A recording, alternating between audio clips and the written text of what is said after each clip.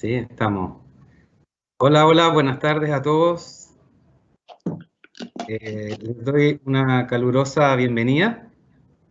Les damos la bienvenida a esta actividad de inclusión laboral, un programa que nos tiene muy contentos porque sabemos de que vamos en la línea correcta. Es un programa que las organizaciones modernas en todo el mundo ya están apalancando y creemos nosotros firmemente que debemos seguir ese mismo camino. La verdad que nosotros hoy en día ya llevamos unos par de años con una ley de inclusión laboral, pero la verdad que consideramos que nosotros tenemos que ir más allá de lo que esa ley plantea, lo que nos obliga, y por eso estamos súper convencidos de que la actividad de inclusión laboral debe formar parte de nuestros programas de gestión de personas, y más de que gestión de personas tienen que ser, debiéramos vivirlo en el día a día, ¿cierto? Actividades de inclusión y de diversidad.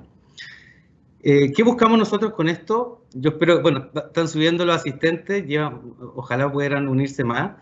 Eh, Lamentablemente yo no puedo ver aquí las caras, los nombres, pero entendemos de que hay bastantes personas que se están uniendo a este webinar, que es en vivo, así que esperamos que todo resulte muy bien. Y decirle finalmente qué es lo que buscamos nosotros, además de lo que les comentaba sobre la inclusión. Bueno, uno es entender o saber de que vamos a incluir personas con capacidades diferentes y buscar finalmente contar con una institución, una organización más diversa, más heterogénea y más tolerante, ¿ya?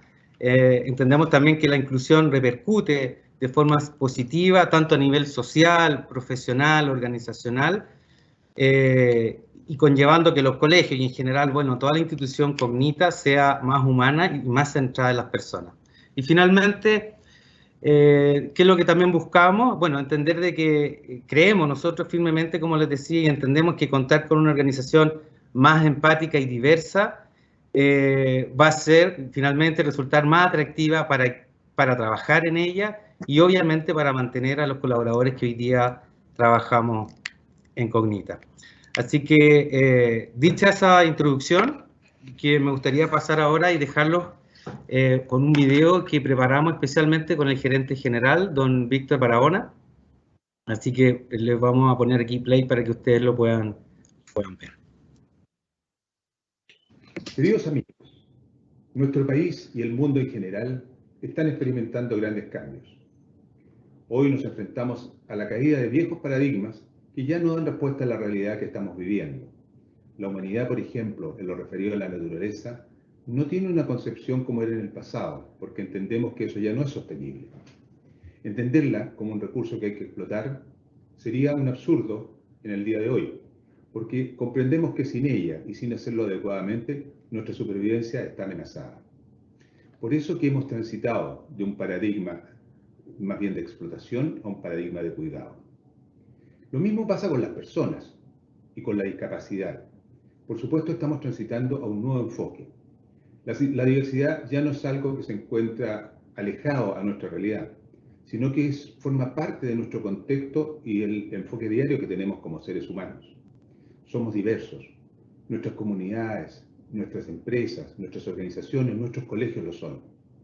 Nosotros, como una red de establecimientos educacionales, tenemos que comprender el valor de la potencia transformadora que significa la educación. Por lo tanto, tenemos que avanzar también en inclusión. Y para ello necesitamos entender mejor cuál es la razón por la cual esto debe ser incorporado, y por eso hoy compartiremos una experiencia en torno a la discapacidad y conversaremos sobre este cambio de paradigma, desde nuevos enfoques, entendiendo que la diversidad y la discapacidad son parte de nuestra realidad. Los invito a asumir este enorme desafío con toda la voluntad que ustedes siempre tienen en hacer las cosas cada vez mejor por nuestro país, por nuestra organización y por nuestros niños. Bueno, agradecemos las palabras de don Víctor. Un video que elaboramos precisamente junto a él. La verdad que este video no es más que una muestra de entender de que esto es un compromiso que va desde arriba hacia abajo, ¿cierto? Y que nuestra máxima autoridad y en general todo el equipo directivo estamos totalmente comprometidos. Así que es más una muestra, digamos, de lo importante y de la relevancia que tienen estos temas en el día a día de nuestra organización. Pasando a propósito de inclusión y diversidad, bueno, nosotros aquí no estamos solos.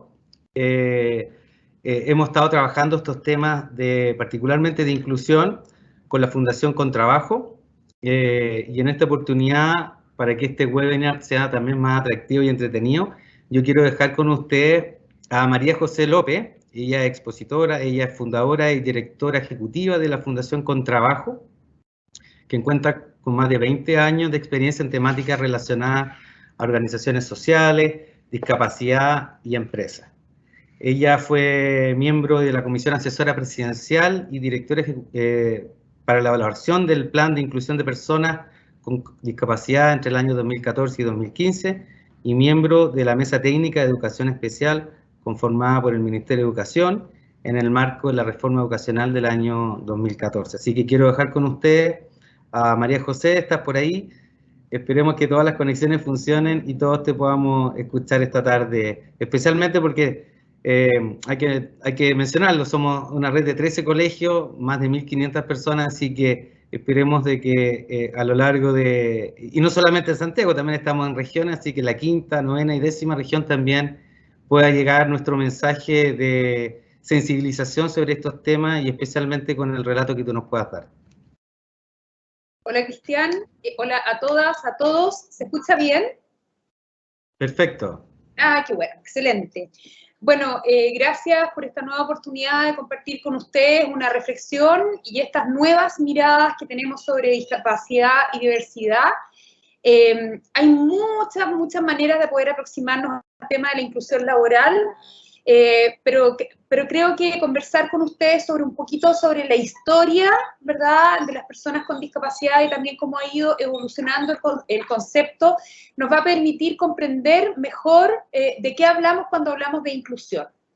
Bueno, lo primero que les quiero mostrar es un poquito el panorama de la discapacidad en Chile y en el mundo. En la siguiente lámina pueden ver que en el mundo el 15% de la población tiene algún tipo de discapacidad. La siguiente lámina, Caro, por favor. Fíjense, esto es muy significativo porque esta es la población en situación de vulnerabilidad más grande en Chile y en el mundo. 15 de cada 100 personas tienen algún tipo de discapacidad. De ellos, el 60% son mujeres y niñas. 7 de cada 10 niños, niñas y adolescentes con discapacidad no asisten a la escuela en el mundo. Y el 80% de las personas con discapacidad vive en países en desarrollo. Esto tiene que ver, ¿verdad?, en mucho sentido con la mala atención sanitaria, ¿verdad?, de salud de los países en desarrollo, con diagnósticos prenatales insuficientes, con malas medidas de prevención, etc. ¿Por qué les puse estos números acá? Porque es muy importante que ustedes entiendan y vean que la población con discapacidad no solamente tiene discapacidad, sino que además es una población vulnerable, es decir, está sometida a que aquellos factores, ¿verdad?, que la puedan vulnerabilizar y transformar básicamente en población excluida y en pobreza. En Chile, fíjense que tenemos más de 2.600.000 personas adultas con discapacidad, más de 2.600.000 personas adultas con discapacidad. 1 de cada 5 hogares en Chile tiene algún miembro con discapacidad. Y de ellos, es decir, de esos 2.600.000 personas, el 50% está en los quintiles 1 y 2 de la población, es decir, en los quintiles más bajos según la caracterización socioeconómica en nuestro país. Es decir, hay un fenómeno muy importante de relación entre discapacidad y pobreza, justamente porque les explicaba que es un factor, ¿verdad?, que vulnerabiliza a las personas y las expone a poder descender rápidamente a la línea de la pobreza o bajo las líneas de exclusión. Bueno, dicho eso, les quiero hablar un poquitito de qué es la discapacidad y cuál ha sido un poquito la historia la historia de los modelos de comprensión de la discapacidad. Como pueden ver en la siguiente lámina, les hicimos esta como gráfica, que es bien resumida, ¿verdad? Porque no tenemos tanto tiempo, pero podríamos decir que hemos vivido 4 grandes modelos. Un modelo de prescindencia, un modelo médico rehabilitador, un modelo social, que hoy día es el que está intentando con más fuerza abrirse paso, y un modelo de diversidad. El modelo de prescindencia se construyó, tiene raíces neurológicas, por llamarlo de alguna manera, raíces en el proceso de formación de la especie, y tiene que ver con este cerebro que se formó un poco en temor hacia lo desconocido, ¿verdad? Los hombres primitivos, en la necesidad de identificarse con su tribu, en las amenazas, ¿verdad?, del mundo exterior, de los animales, de los fenómenos meteorológicos.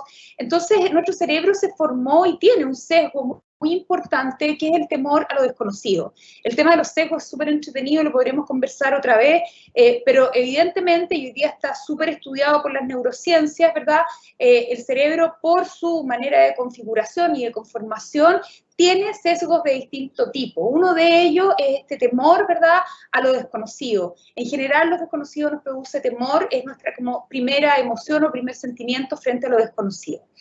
Y por otra parte, el modelo de prescindencia, además de esta base fisiológica de desarrollo, también se fue asentando a través de, fundamentalmente, Grecia y los mitos griegos, ¿verdad?, y lo que pasaba con aquellos niños o niñas que presentaban alguna discapacidad. En esa época no se llamaba discapacidad, ¿verdad? Hablaban de malformación o una serie incluso hasta de aberraciones.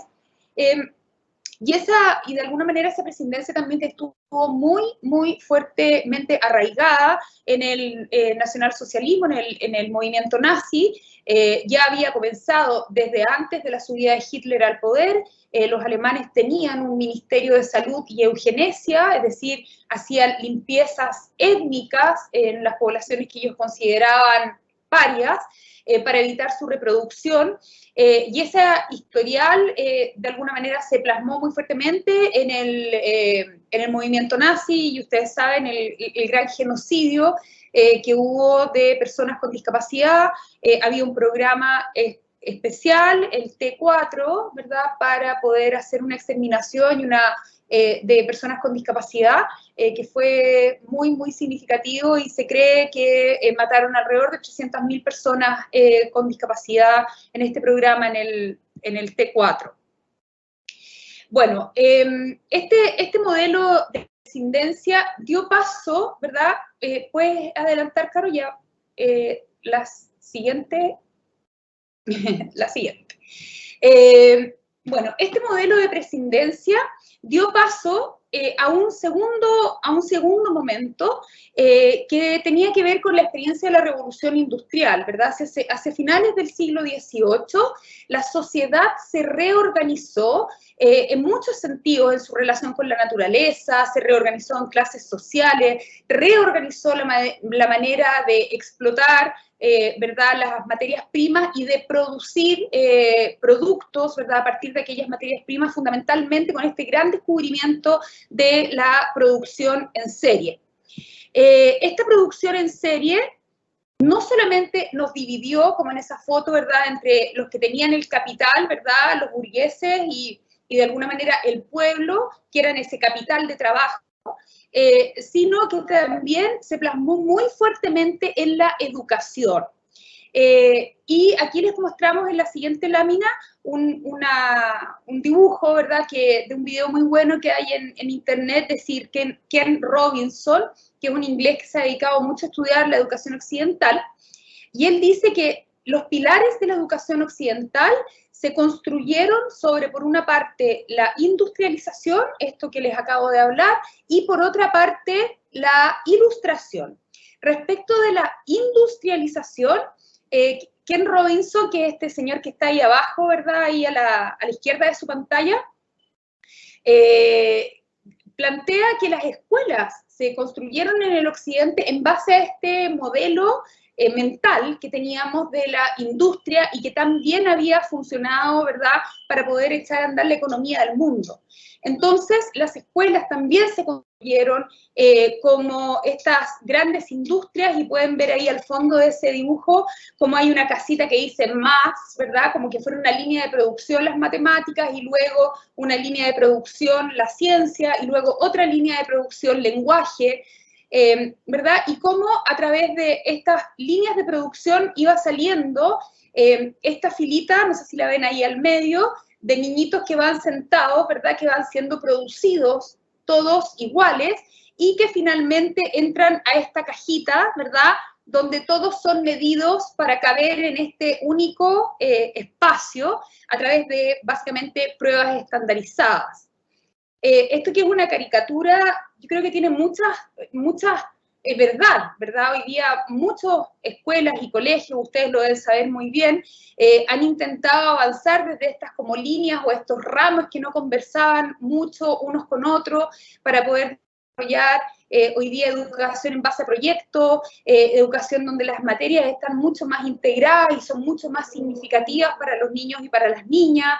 Bueno, y una progresiva también conciencia en la educación de que efectivamente los niños, las niñas y los adolescentes son diversos y que no es tan posible meterlos a todos dentro de una misma cajita, es decir, que todos aprendan lo mismo, al mismo ritmo, en el mismo tiempo, de la misma manera.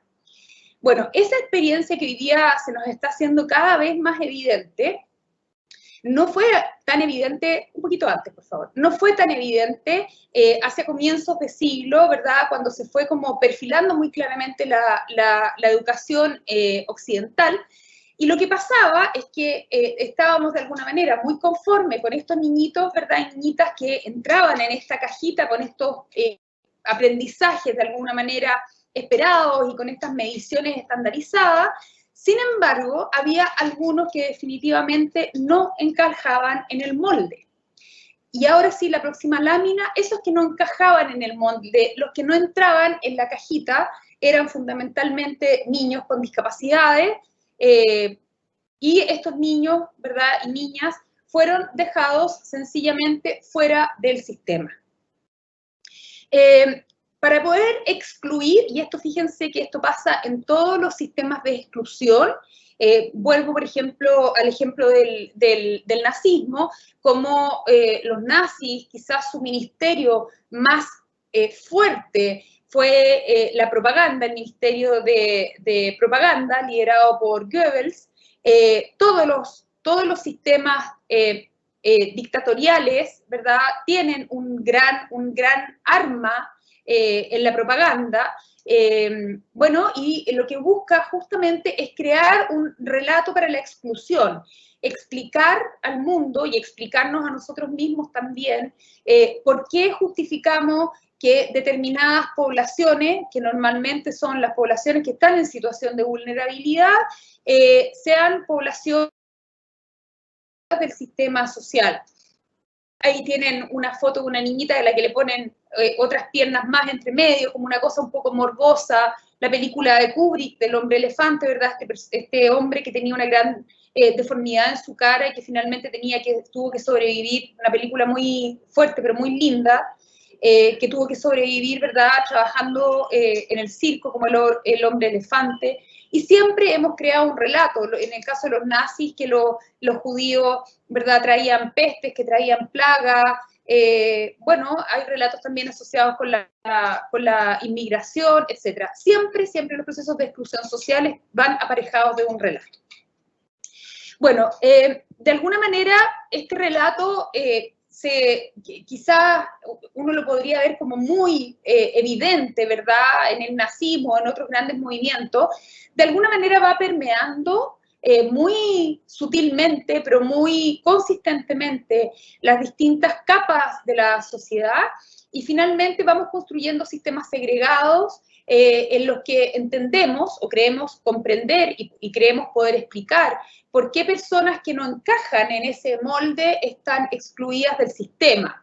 Y aquí tienen algunas fotos en Chile, ¿verdad?, de de centros para personas con discapacidad intelectual o casas de acogida, ¿verdad? Que son muchas veces organizaciones de las mismas madres de personas con discapacidad que al ver que sus hijos son rechazados del sistema educacional, del sistema de salud, tienen que de alguna manera organizarse para poder entre ellas mismas atender a sus propios hijos.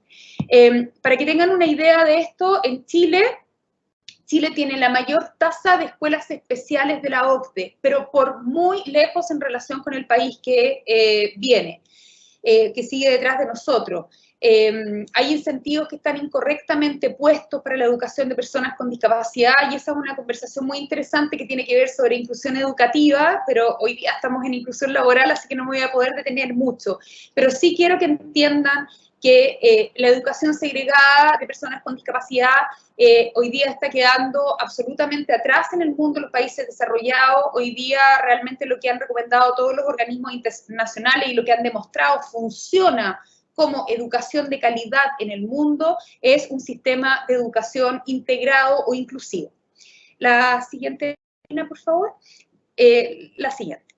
Bueno, volviendo a nuestros modelos comprensivos de discapacidad, después del modelo de prescindencia, ¿verdad? Y esto que se afianzó tan fuertemente con la revolución industrial y esto dejar fuera todo aquello que no podía ser producido en serie, después de ese modelo vinieron las guerras mundiales y lo que pasó en las guerras mundiales, ¿verdad?, fue comenzar a generar un modelo médico rehabilitador. ¿Por qué? Porque como pueden ver en la siguiente lámina, en las guerras mundiales, ¿verdad?, hubo gran cantidad de patriotas, ¿verdad?, fundamentalmente hombres que iban a la guerra a pelear por su país, por su patria, y volvían gravemente heridos, ¿verdad?, por una razón patriótica. Es decir, ya no había una explicación religiosa, ¿verdad?, a esta discapacidad, o una explicación, como incluso ustedes, si alguno de acá hay algún católico, ¿verdad?, habrá leído que varias veces en el Evangelio le preguntan a Jesús por qué una persona tiene discapacidad, si es culpa de sus padres, en qué pecaron, ¿verdad? Ya esta como concepción de que la discapacidad estaba asociada a algo divino o a una culpa humana está siendo dejada de lado con esta experiencia tan fuerte de la guerra y empezamos a comprender que la discapacidad es la consecuencia, ¿verdad?, del patriotismo, que tiene un origen, ¿verdad?, médico, científico, y que las personas con discapacidad pueden aportar a la comunidad si son rehabilitadas. Entonces, aquí en este proceso aparece la gran figura de los médicos, los especialistas y los especialistas en rehabilitación. En este modelo, por ejemplo, del médico rehabilitador, ¿verdad?, se ha basado muy fuertemente la Teletón, que acabamos de celebrar en nuestro país, y que le ha puesto mucho énfasis a la rehabilitación y a este enfoque, la necesidad de rehabilitación y el derecho humano a la rehabilitación que tienen las personas, particularmente niños y niñas con discapacidad. Bueno, después de la Segunda Guerra Mundial, un nuevo fenómeno alrededor, comenzado en los años 50 y de gran auge en los años 60 y 70, que fue el movimiento por los derechos civiles, ¿verdad? Particularmente nacido, bueno, en Estados Unidos, pero también muy fuerte en Francia, el 68, y también los modelos de derechos civiles o las grandes marchas por los derechos civiles de las personas, ¿verdad?, liderados por Luther King, por Malcolm X en Estados Unidos, etcétera. De alguna manera volvieron a poner en el tapete la necesidad de reenfocar el concepto de discapacidad, y aquí tienen, por ejemplo, esta imagen bien antigua de Ed Roberts, que aprovechando las demandas por los derechos humanos y civiles, ¿verdad?, planteó los derechos civiles de las personas con discapacidad. Ese derecho él luchaba particularmente, era una persona que había quedado con graves secuelas físicas por una poliomielitis, y él luchó muy fuertemente por su derecho a la vida independiente, por poder vivir de manera independiente y que el Estado, ¿verdad?, y la sociedad de alguna manera no pusiera barreras a ese derecho, ¿verdad?, de la vida independiente. Junto con el movimiento de derechos civiles, un poquito antes, por favor, junto con los movimientos de derechos civiles, nació una nueva conciencia que, por ejemplo, de Ed Roberts o de la Judith Hoyman, que si alguna vez la quieren mirar, les recomiendo un documental en Netflix que se llama, en inglés, Crip Camp, y en español se llama algo así como una expedición extraordinaria, un campamento extraordinario. Se los súper recomiendo para que puedan conocer un poco esto de lo que les estoy hablando, pero con más detalle. Una reflexión muy bonita producida por los Obama sobre los derechos, sobre cómo las personas con discapacidad se levantaron en Estados Unidos, ¿verdad?, en los 60 para poder luchar con sus derechos. Bueno, y la conciencia que aquí nació, así como la conciencia del periodo anterior fue que la discapacidad podía tener un origen en la guerra, en el patriotismo, ¿verdad?, y que tenía graves consecuencias y que ya no era solamente por un castigo divino, sino que hoy día había una explicación científica para esta discapacidad. La nueva conciencia social nacida a través del movimiento de derechos civiles tiene que ver con que la discapacidad es un fenómeno social, es una construcción social. Es decir, es la sociedad la que pone barreras a personas que tienen limitaciones o que tienen déficits y que, sin embargo, esta construcción entre la característica de la persona y estas barreras contextuales son las que impiden, de alguna manera, la participación. Ed Roberts decía, yo puedo vivir solo, es la sociedad la que no me permite hacerlo. Y esta nueva conciencia se plasmó en la siguiente lámina, lo vamos a poder ver, quizás en el legado más importante del modelo social, que fue la Convención sobre Derechos de Personas con Discapacidad que celebró la ONU el año 2006. Nuestro país la ratificó el año 2008, somos uno de los 174 países ratificantes de la Convención Internacional sobre Derechos de Personas con Discapacidad, y esta convención nos dejó un legado muy importante que se lo voy a explicar un poquitito más adelante, que es referida a cómo entendemos hoy día y explicamos la discapacidad. Bueno, finalmente, en este proceso, ¿verdad?, de modelo de prescindencia, rehabilitador, social, estamos hoy día en un nuevo modelo, que incluso los que trabajamos en esto estamos también incorporándolo, reflexionando sobre él. Todavía no tiene una convención que lo haya como zanjado, pero es el modelo de la diversidad, y esto ustedes lo están viviendo como empresa, como colegio. El tema de la diversidad, que antes se hablaba como que fuera una cosa como muy extraña, de gente muy extraña, hoy día estamos comprendiendo que la diversidad es propio de lo humano. En la próxima lámina les explico como muy sencillamente, ¿verdad?, que la diversidad ha sido el fruto, de alguna manera, la comprensión fruto de la globalización, de la ciencia, de la bioética y de la semántica. ¿Por qué de la globalización? Porque hoy día nos asomamos a Internet y nos damos cuenta, ¿verdad? Antes ver a una persona de color, descendiente afroamericano o una persona china, ¿verdad?, era muy raro en nuestro país. Hoy día estamos súper acostumbrados, ¿verdad?, por la gran globalización que se da tanto a nivel físico, a través de la inmigración, como también a través de el mundo digital y las redes sociales. Por otra parte, la ciencia, y en esto la ecología ha aportado muchísimo, nos ha demostrado que la biodiversidad es una condición absolutamente imprescindible para la supervivencia de la especie, ¿verdad? Y esto que viene desde fuera, comprender la necesidad de la biodiversidad, hoy día nosotros estamos comprendiendo que como especie humana también somos diversos.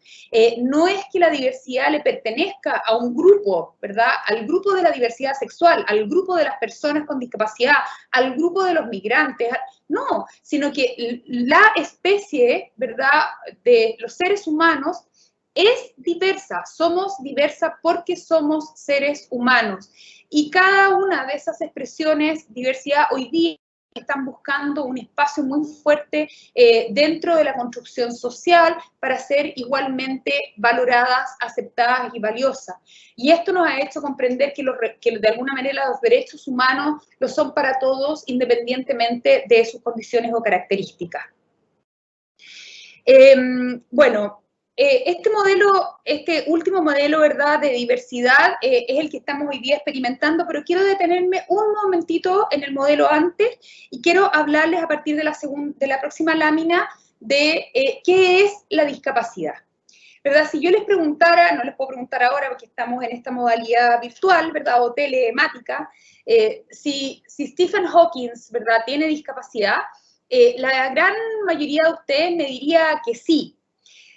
Sin embargo, en estricto rigor, Stephen Hawking no tiene discapacidad, sino que tiene una condición, ¿verdad? Tiene un déficit que de alguna manera le presentó grandes desafíos.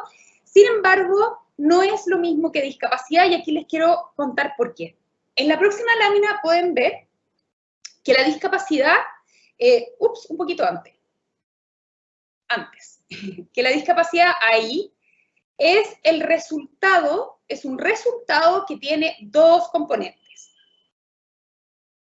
Por una parte, los déficits de las personas, ¿verdad? Que probablemente esto también va a cambiar, es así como habla la convención, pero probablemente hoy día ya no estamos hablando de déficits, sino características de las personas. Déficit de las personas sumado con las barreras del contexto tiene como resultado discapacidad. Porque si usted o yo somos una persona que nacimos, por ejemplo, con espina bífida, ¿verdad? Y esa es como somos, porque así nacimos. Sin embargo, esa condición, al entrar en interacción con una barrera contextual, como es, por ejemplo, que la micro no tenga rampa de acceso, entonces esa suma de esos dos factores construye discapacidad, que básicamente es una restricción de participación. Es decir, yo no me puedo subir a la micro, o yo no puedo ir al colegio, o yo no puedo trabajar, porque mi condición sumado a las distintas barreras del contexto da como resultado una restricción de participación. Es decir, yo no puedo estar ahí. La Convención Internacional de Derechos sobre Personas con Discapacidad definió la discapacidad como esto que tienen aquí escrito en esta lámina, el resultado de la interacción entre los déficits de las personas y las barreras del contexto, ya sean físicas o de la actitud. Bueno, tal cual, en la siguiente, por favor.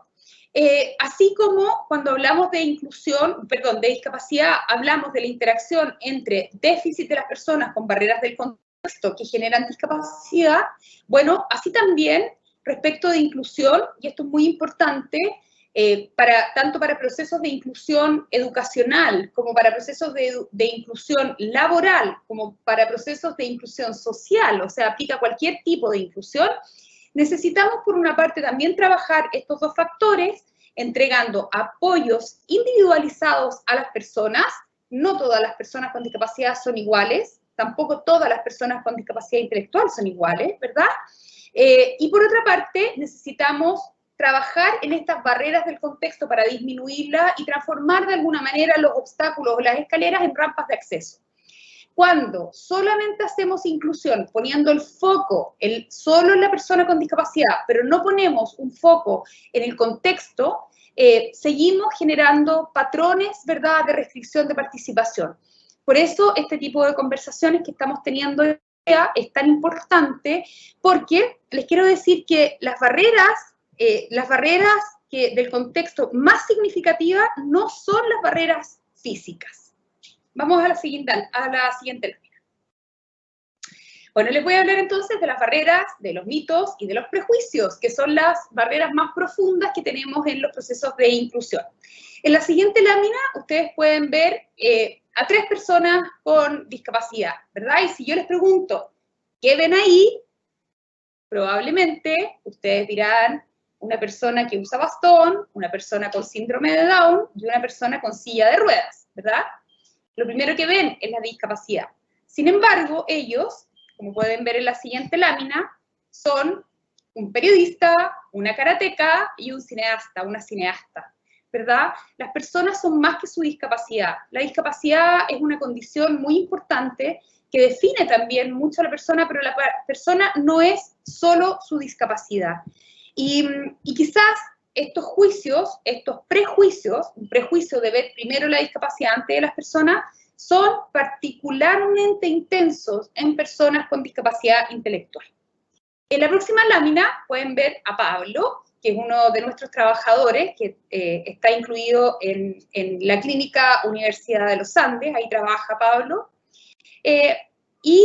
Los mitos y los prejuicios son a veces mucho más difíciles que transformar que las estructuras físicas, que construir rampas o abrir las puertas o adecuar baños para personas en silla de ruedas con movilidad reducida. Los mitos y los prejuicios están muy arraigados en nuestra creencia, en nuestros procesos formativos, en nuestras visiones, cosmovisiones, ¿verdad? En nuestras maneras de habitar el mundo. Entonces, realmente avanzar un cambio de paradigma requiere intención y requiere mucha conciencia. No vamos de alguna manera, a desprejuiciarnos o desmitificar la discapacidad si somos nosotros, cada uno de nosotros de manera individual, hace un esfuerzo intencionado y consciente por trabajar en estos prejuicios.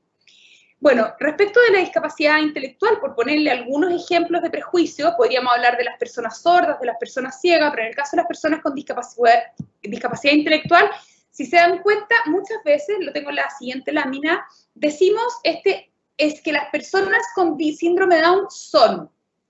Ay, ya solo el son, ¿verdad? Son es un estereotipo. Las personas con discapacidad intelectual y aún reduciendo el grupo a personas con síndrome de Down, todas las personas con discapacidad, con síndrome de Down, son tan distintas como lo son las personas sin síndrome de Down. Hay personas con síndrome de Down que desarrollan grandes habilidades de comunicación, a otras que les cuesta mucho comunicarse. Hay personas con síndrome de Down que les gusta realizar tareas más repetitivas y hay otras que definitivamente les carga. Hay personas con síndrome de Down que son amorosos, que son simpáticos, que son dulces, como muchas veces uno escucha, y hay otros que son súper pesados. Son tan distintos como somos cualquiera de nosotros con o sin discapacidad. Y respecto de ellos hay unos mitos y unos prejuicios que, aunque no los confesemos, operan muy profundamente en nuestras conductas. Y es que son eternos niños. Si hay alguno de ustedes que me está escuchando ahora y es papá o mamá de una niña o un niño con síndrome de Down, le habrán dicho, ¿verdad?, esto que es una guagua para toda la vida, que es un niño eterno, que es alguien que es un ángel para toda la vida, ¿verdad? Y a los papás que escuchan eso, muchas veces eso les provoca dolor de guata. Y por otra parte, culpa por sentir ese dolor de guata, porque hay algo ahí que no encaja bien, ¿verdad? Que una persona con síndrome de Down como Pablo, que tiene 32 años, no es un niño, es un adulto, ¿verdad? Y nosotros probablemente lo infantilizamos y quizás su vulnerabilidad es que depende, ¿verdad?, mucho más del contexto. Por tanto, si nosotros lo infantilizamos, probablemente él va a reaccionar de manera infantil. Por eso son tan importantes los contextos, que son eternos niños, que son violentos, que son hipersexuados, que no se pueden reproducir también, ¿verdad? O que son especiales. Todos son mitos sobre las personas que nos hacen poner primero la discapacidad y después a la persona. Y la invitación que les hago hoy día es algo muy simple, es a conocer a las personas que hay detrás del síndrome de Down, detrás del trastorno del espectro autista, detrás de la sordera, detrás de la ceguera, detrás de la silla de ruedas. Bueno, aquí en la próxima foto van a poder ver a Pablo, ¿verdad?, como trabajador. Todos ellos son trabajadores de la Clínica Universidad de los Andes, nuestro programa Con Futuro. Todos ellos tienen discapacidad intelectual. Además, Agustín tiene sordera y le falta un brazo. Y sin embargo, todos llevan ya más de 2 años trabajando en la clínica y son trabajadores tratados como adultos, responsables, que son capaces de manejar sus dineros, sus tiempos, sus propósitos de vida, con un equipo de apoyo, evidentemente, que hemos financiado muchas veces también gracias al aporte de Cognita, que nos ha permitido dar grandes apoyos a las personas con discapacidad y gracias a eso tener un 92% de permanencia laboral. Pero eso no sucede solo, ¿verdad? Para que haya inclusión real necesitamos dar apoyos a las personas y trabajar en nuestras barreras contextuales, en nuestras barreras, en nuestros prejuicios, en nuestros mitos, y eso es la invitación que quería hacerles hoy día, ¿verdad? A intentar preguntarnos cuáles son nuestros mitos y la próxima vez que nos encontremos con una persona con discapacidad, acercarnos e intentar descubrir a la persona detrás de la discapacidad, detrás de la etiqueta. Y para terminar, les quiero dejar un mini video, que además ahora lo pueden ver en el metro, así que sobre algunos de nuestros usuarios con discapacidad. Dale, Caro. Ups. Ahí está.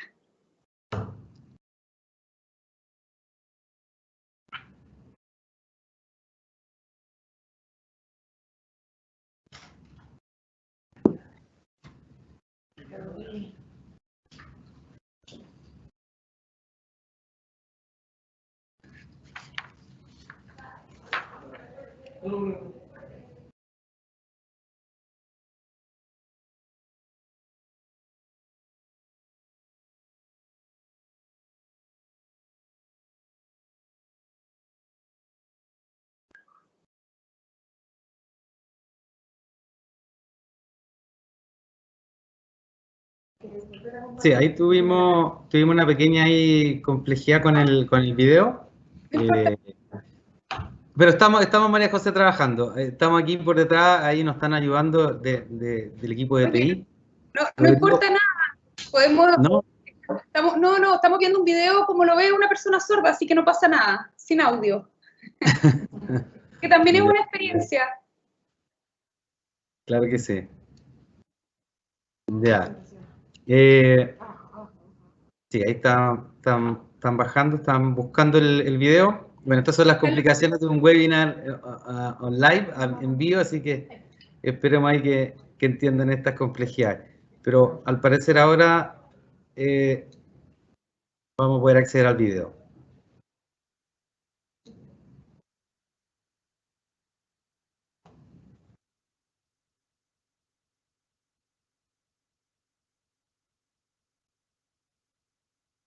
Me siento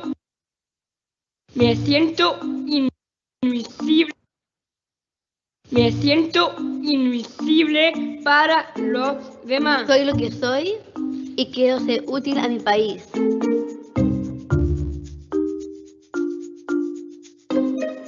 Detrás de los prejuicios hay personas. Yo quiero ser el mejor trabajador de esta empresa.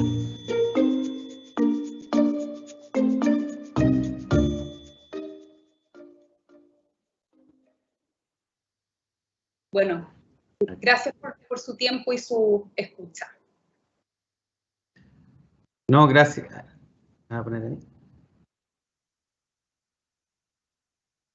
Gracias, María José. No, gracias a ti por tu tiempo. La verdad que ha sido bastante interesante, entretenido. Yo había tenido la posibilidad de escuchar esa presentación, pero yo creo que para los nuevos tenemos más de 400 asistentes, así que yo creo que resultó bastante interesante y un poco dar contexto a este tema. Así que la verdad que te lo agradecemos. Y por lo pronto avisarte, María José, que estamos recibiendo consultas que nos gustaría al final de este webinar que las pudiéramos responder. De hecho, Sí, hay claro. muchos saludos ahí desde Puerto Montt, Curao, así que estamos súper contentos de que la gente haya enganchado, entienda que este es un tema que hay que generar sensibilidad, así que felices del interés que despertó.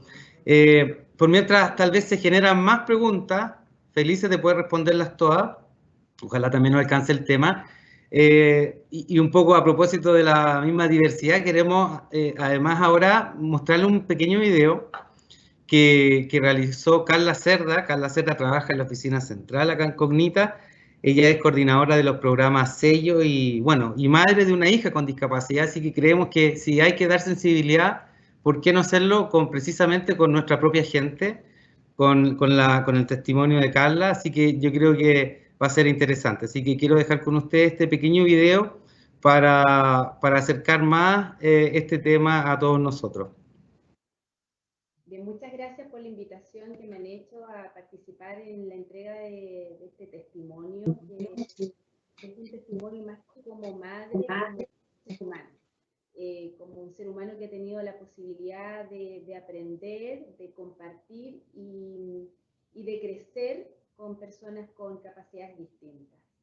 Creo que lo que hoy en lo que estamos avanzando como empresa habla muy bien de este espíritu y estoy muy feliz de que así sea, porque obviamente las personas con capacidades distintas tienen mucho que entregarnos.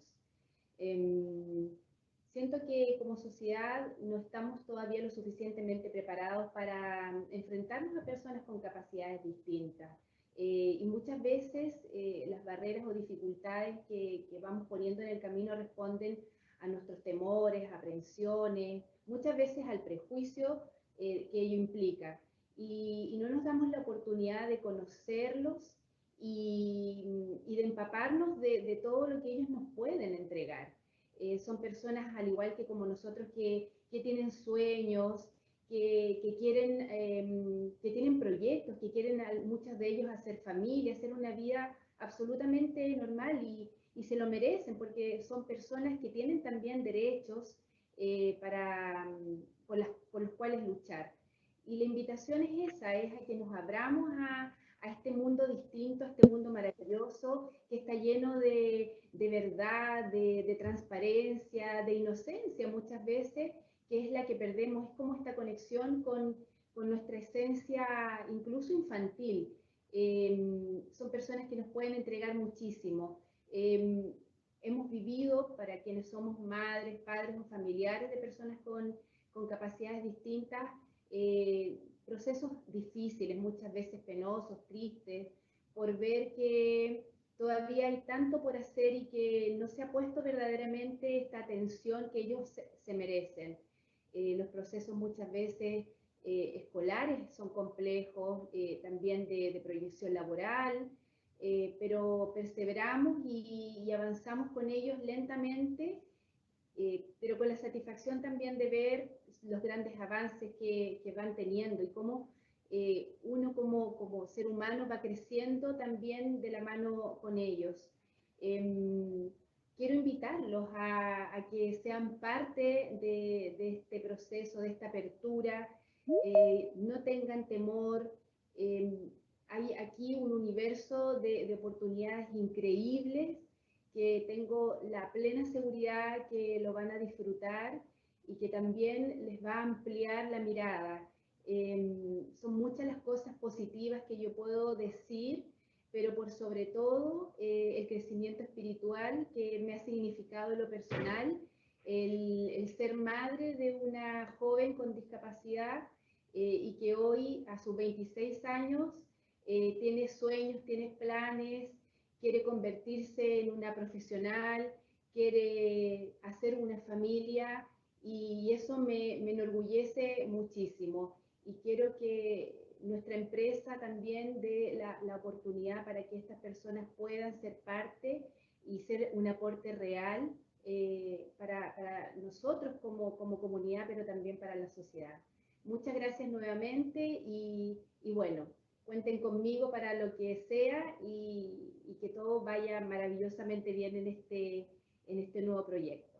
Gracias.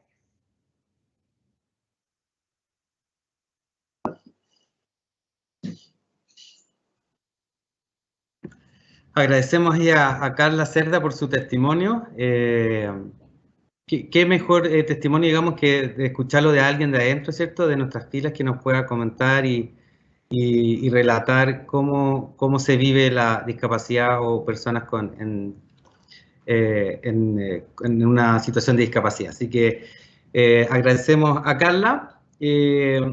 Ahora, bueno, hemos recibido varios mensajes desde Puerto Montt, desde Curauma.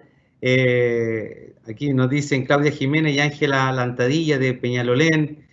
De hecho, María Espinosa, también de ella, me dice, bueno, María Paz Espinosa, ella educadora diferencial de Peñalolén, nos dice, importante destacar que es un cambio de paradigma y social, donde somos diversos y es parte de nuestro día a día. Una forma de mostrar que somos seres con derechos y deberes, donde podemos crear comunidad. Saludos. Y por aquí teníamos una consulta que me pareció interesante. María José, dice aquí Sebastián Pastén, no me parece de qué colegio es, pero pregunta, una persona sorda que está viendo la televisión y no hay una persona haciendo lenguaje de señas, ¿estaría en una condición de discapacidad? Pero si existe una persona, por el otro lado, realizando el lenguaje de señas, ¿estaría en condición de capacidad? Es una pregunta bien específica, pero tal vez es importante diferenciar la discapacidad de la condición de discapacidad. Sí, Sebastián es el que hizo la pregunta, Cristian. Sí, Sebastián. Claro, porque si entendemos la discapacidad como lo expliqué, que es en el fondo una restricción de participación, es decir, yo no puedo hacer algo en razón de mi condición y las barreras del contexto, evidentemente una persona sorda que se enfrenta, ¿verdad?, a la televisión sin un intérprete de lengua de señas, es una persona que tiene una restricción de participación de ese espacio de información o de ocio. Es súper buena tu pregunta, porque fíjate que aquí está, muchas personas me han preguntado que qué tan importante es que se reconozca o no en la Constitución los derechos de las personas con discapacidad, y es muy importante, porque cuando en la Constitución se reconoce, ¿verdad?, a la población con discapacidad, entonces suceden una serie de bajadas a través de las leyes, una de las cuales es la obligatoriedad de la lengua de señas para la televisión pública, ¿verdad? Hoy día efectivamente una persona sorda, además que el intérprete está de este porte chiquitito, ¿verdad? Muchas veces, sobre todo personas sordas que son mayores, tampoco lo pueden ver. Entonces, efectivamente, la discapacidad es algo que construimos entre todos, ¿verdad? Porque tal como decía la profesora que leíste, Cristian, recién de educación diferencial, la diversidad de condiciones de las personas es propia de nuestra condición humana. Por tanto, hay personas sordas, hay personas ciegas, hay personas con discapacidad intelectual. Todos nosotros vamos a tener alguna forma de discapacidad en la medida que vayamos envejeciendo.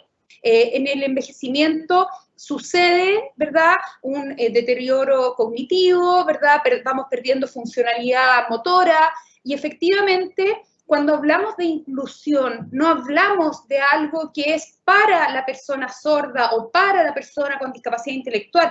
La inclusión es que todos con nuestras condiciones podamos ser parte de todo. Por tanto, cuando hablamos de inclusión, hablamos de algo que es necesario para todos nosotros y no para un grupo en particular. Fíjense que esto es muy evidente en educación, por ejemplo, casi todo, la UNESCO, ¿verdad?, ha sacado grandes estudios sobre este tema. Por ejemplo, en España, el método de lectura global, que lo desarrolló la Victoria Troncoso hace 40, 50 años atrás para personas con síndrome de Down, hoy día se utiliza en una gran cantidad de colegios porque ha demostrado ser un método tremendamente eficiente para que niños y niñas aprendan a leer, tengan o no tengan síndrome de Down. Entonces, efectivamente, lo que tú preguntas respecto a la persona sorda, sí, las barreras del contexto constituyen discapacidad. Si tú eres un profesional ciego, ¿verdad?, y llegas a trabajar a una empresa y en tu empresa no está instalado el programa JAWS, ¿verdad?, en tu computador, bueno, entonces tienes una restricción de participación muy importante para poder trabajar. Y así es, la discapacidad la construimos todos.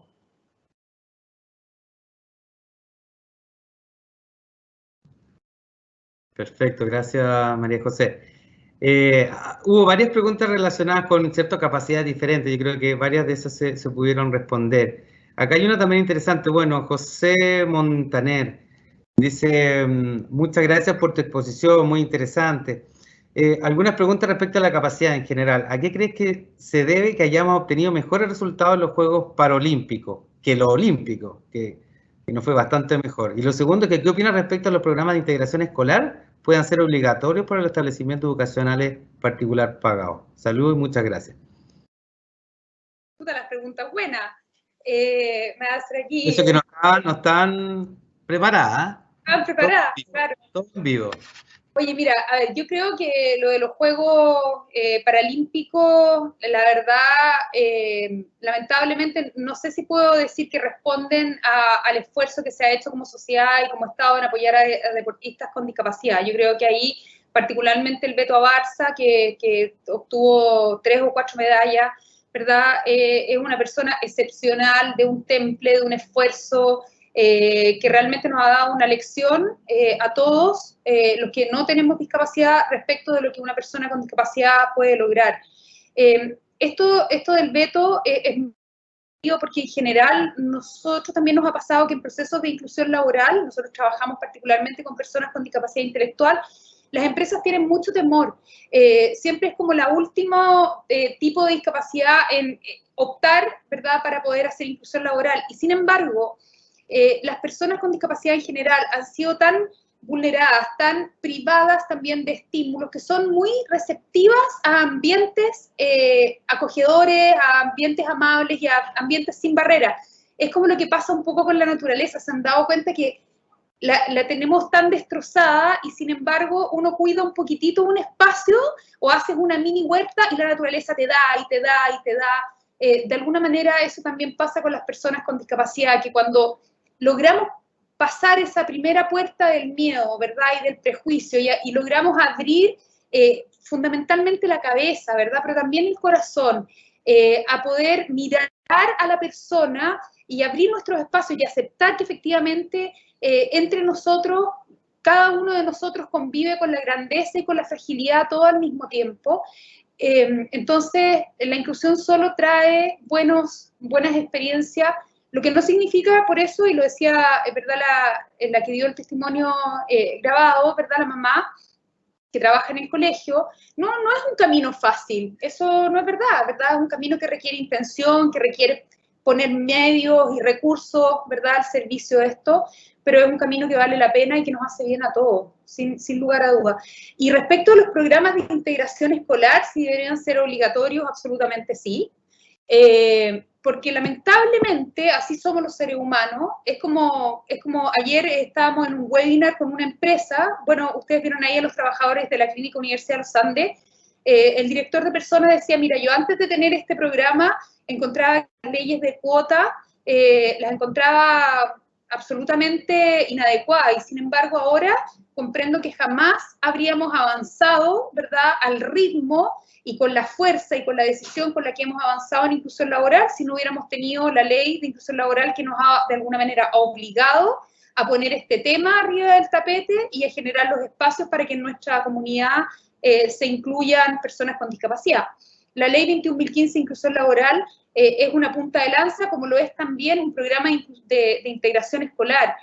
Yo creo que hoy día, y lo digo no solamente por los niños con discapacidad, niños sin discapacidad que se educan, ¿verdad? Sin niños con discapacidad se pierden una experiencia muy importante de aprendizaje, de comprensión del mundo, de desarrollo de valores humanos, de empatía, de conciencia, de que muchas veces cosas que para mí son muy fáciles, como caminar o incluso respirar, para otra persona le cuesta muchísimo y hace grandes esfuerzos, y a pesar de eso además estudia matemática y lengua. La inclusión en el fondo nos da una perspectiva de la vida, una forma de habitar el mundo distinta, y yo creo que los que más pierden, o sea, sin duda pierden niños con discapacidad cuando no son incorporados en comunidades diversas, pero también pierden niños sin discapacidad. Perdemos todos con la exclusión. La exclusión es el germen de la violencia, es el caldo de cultivo para la falta de paz, y para cuando hablamos de paz en nuestro país y cuando hablamos de educación de calidad, no podemos no hablar de inclusión. Yo creo que es absolutamente necesario, y en ese sentido el Estado tiene que jugar un rol para poder de alguna manera acelerar mediante leyes los cambios que son necesarios, y que esperamos que después no sean necesarias las leyes, pero en primera etapa son súper importantes. De hecho, hay un estudio de la ONU que dice que si seguimos al ritmo que estamos en cuanto a equidad de género, nos vamos a demorar 300 años más en que las mujeres tengan igualdad de condiciones que los hombres. O sea, necesitamos hacer, se llaman técnicamente medidas de acción afirmativa, es decir, empujar para que los grupos que están en una situación de desventaja podamos en el fondo nivelar la cancha. Súper, María José. Tenemos ahí, tal vez estamos ya justo en el tiempo, pero a ver si podemos aprovechar rápidamente dos preguntas. Dice, bueno, a propósito que la Teletón la tuvimos el fin de semana, nos pregunta aquí Javier Holzapfel. Eventos como la Teletón realizan un importante aporte en lo material. Sin embargo, ¿cuánto aporta el evento televisivo a generar una cultura de ver como iguales a las personas con discapacidad, de verlos como sujetos de derecho? ¿Qué opinas tú ahí, María José? Bueno, yo creo que esa es la gran crítica que se le hace a la Teletón. Mira, yo creo que, a ver, es súper fácil juzgar el pasado con ojos del presente, ¿verdad? Uno mira para atrás y dice, uy, ¿cómo hacían esto así, verdad? Voy a poner otro ejemplo, nada que ver, pero el tema del financiamiento irregular de la política con boleta, todo el mundo hacía eso antes, ¿verdad? Entonces, efectivamente, ya no se puede seguir haciendo, pero no se puede llegar y aplicar el juicio del presente, que supone una evolución de conciencia, ¿verdad?, colectiva respecto de acciones del pasado. Yo creo que efectivamente la Teletón hace un bien impresionante, ha reemplazado y ha llegado donde el Estado no ha llegado. La Teletón atiende al 90% de los niños con discapacidad en Chile. Hay centros en todas las regiones del país, menos en Magallanes. Sin embargo, efectivamente, yo creo que comunicacionalmente tiene que avanzar hacia presentar a las personas con discapacidad como sujetos de derecho y no como objetos de caridad. Yo creo que ahí tenemos que hacer un trabajo, pero ese es un trabajo que no solamente tiene que hacer la Teletón, es un trabajo que tenemos que hacer todos nosotros, dejar de acercarnos a la persona con síndrome Down como Pablito, Carlita, Claudita, ¿me entendí? Como a darle la galleta, ¿verdad? Nosotros tenemos, por ejemplo, prohibido en las empresas donde hacemos inclusión laboral, compensar con alimentación, que uno dice es como qué básico tu recomendación, pero así es, ¿verdad? Les vamos dando dulce y galletita y chocolatito y aquí y allá, porque en realidad finalmente no hacemos lo que hay que hacer, que es generar espacio para que realmente puedan trabajar. Entonces, efectivamente, yo creo que tenemos que avanzar como sociedad en una visión de las personas con discapacidad como sujetos de derecho y finalmente en una visión sobre nosotros mismos, que nosotros también somos sujetos de discapacidad, todos. Y creo que eso es algo que tenemos que construir juntos. De todas maneras, la Teletón también tiene un rol importante que hacer ahí, sin duda. Súper. Gracias, María José. Mira, la verdad que estamos bien pasados, era 4:45, nos hemos extendido un poco, pero la verdad que ha resultado bastante interesante, entretenido. Tú lo mencionaste, bueno, agradecerte a María José, ella de Fundación con Trabajo, también el relato, ¿cierto?, el de testimonio de Carla Cerda, y contar un poco, bueno, cómo se viene un poco, a propósito de lo que comentaba María José, hay un tema, ¿cierto?, legal, hay una obligación legal que se impone sobre las organizaciones, hay una ley, pero también hay en paralelo todo lo que las empresas pueden, ¿cierto?, avanzar sin que exista una ley que lo obligue.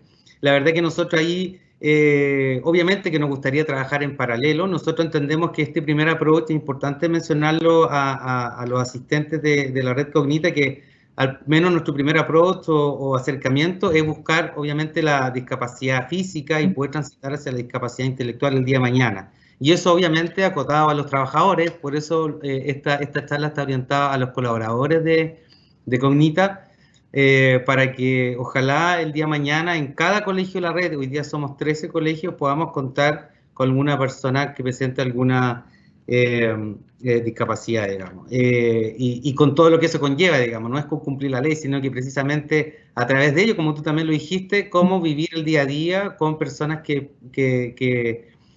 presenten alguna capacidad diferente. Hoy día, por ejemplo, tenemos en el Colegio Chicureo, Pumago y Chicureo, ya tenemos una persona, así que estamos contentos de poder tener una persona con discapacidad o con una capacidad diferente. Estamos también en proceso, otro colaborador en el Colegio Pumahue Huechuraba, así que la verdad que esto, bueno, básicamente lo que queremos en este primer approach o conversación o webinar es poder instalar el tema, sensibilizar.